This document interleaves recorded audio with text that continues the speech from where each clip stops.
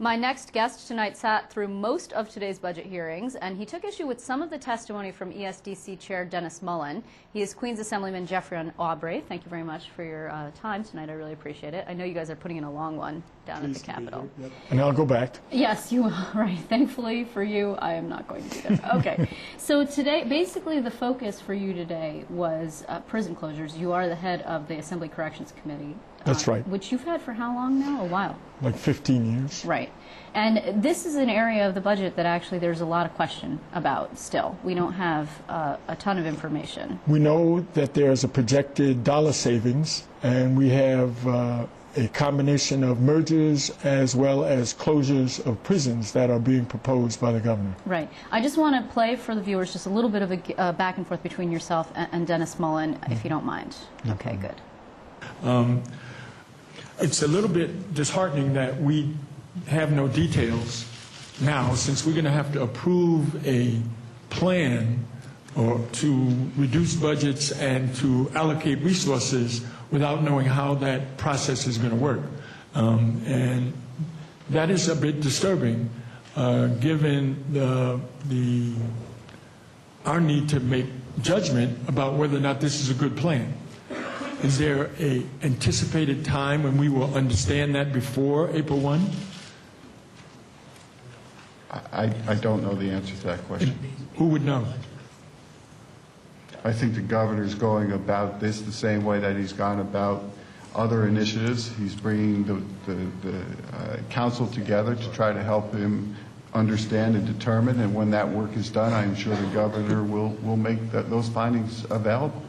Okay, so that is outgoing chairman of the ESDC, Dennis Mullen, sort of a little bit of a sacrificial lamb in this particular instance. You were grilling him on, I believe, how ESDC, how the economic development funds that the governor is going to make available to communities that lose prisons, how that's going to be utilized if there's a plan to help them. And I think the answer was no. Well, or we don't know. Right.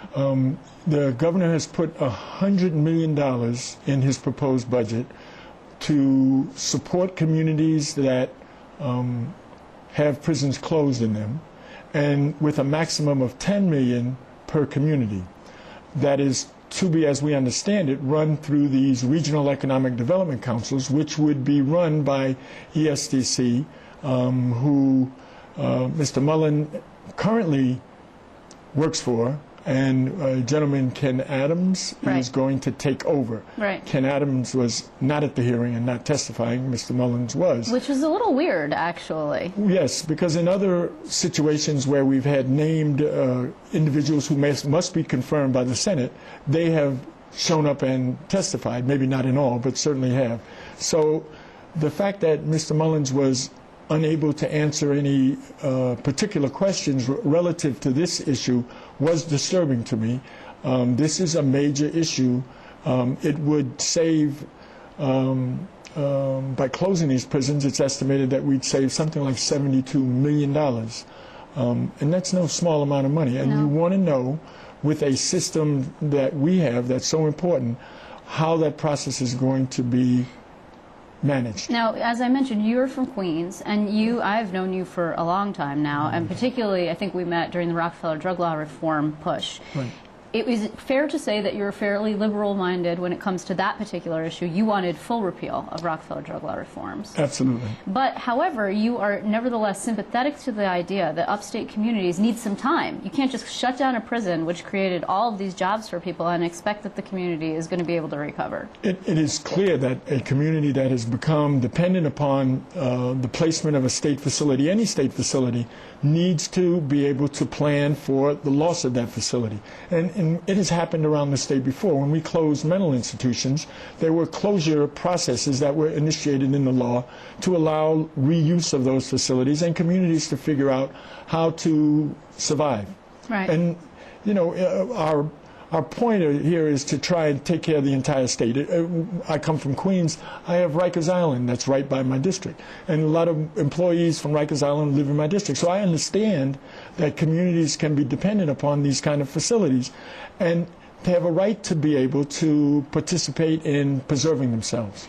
Now, the other problem here is that, as you were noting with Dennis Mullen, was that you don't have the information, and the governor's budget is quite clever in this way, which is to say, if and when the legislature receives a plan from this prison closing commission and doesn't like it and doesn't accept it, then that empowers the DOCS commissioner to unilaterally shut down facilities without the legislature's oversight. Exactly, and this process is pursuant to an executive order, which in fact was issued the morning that we had the hearing last week on public protection. So we, the legislators, Senate or Assembly, got a chance to look at it in detail before we were in a place to question the agencies about what was in it. We knew it was coming, but we didn't know its detail.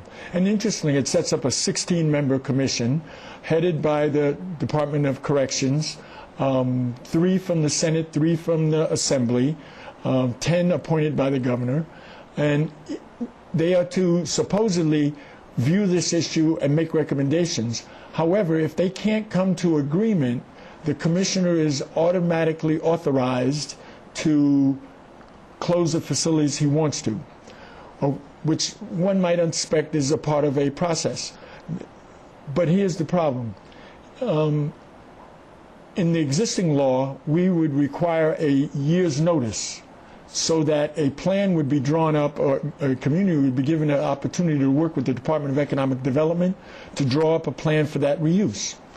That was the law as it was, and this particular proposal would eliminate that for this purpose. And that concerns you. It concerns a lot of your colleagues, upstate Absolutely. and downstate colleagues, Absolutely. who feel like the executive branch is trying to usurp the power of the legislative branch in this particular area. I think it's a clever ploy to find their way through a very difficult process. And we know it's going to be difficult, but to, in a sense, use the idea that you're going to be involved to ultimately get what you want anyway, it seems to be disingenuous. But the problem is that the governor has been quite clever, as we noted, in setting up this sort of situation, and has made it clear that if the legislature doesn't go along with what he wants, then he is not going to balk at using what Patterson did, which is putting his budget into extenders and forcing you to choose between a shutdown and waiting it out.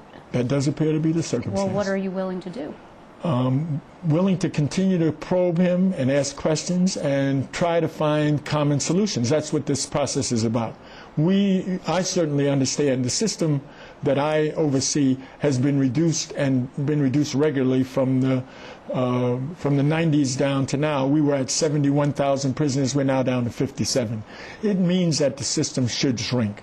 And that is going to be something that has to happen. This is why we've closed some 5 of the smaller ones. So it's now time to look at larger numbers. The governor proposes 3,500 beds to be closed that he contends are not used.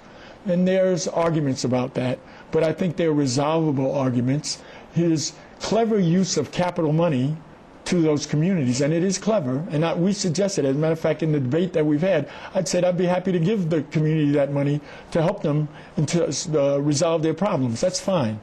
The question, though, is that now we're in a situation where there will not necessarily be the kind of involvement that we think there ought to be, and we don't have any understanding of how the economic development agencies, which should have been involved before, are going to be involved now. Well, unfortunately, we're out of time, but this issue is ongoing. To be continued, Assemblyman Aubrey. I really want to thank you for coming in. It's good My to see pleasure. you. Thanks for having me.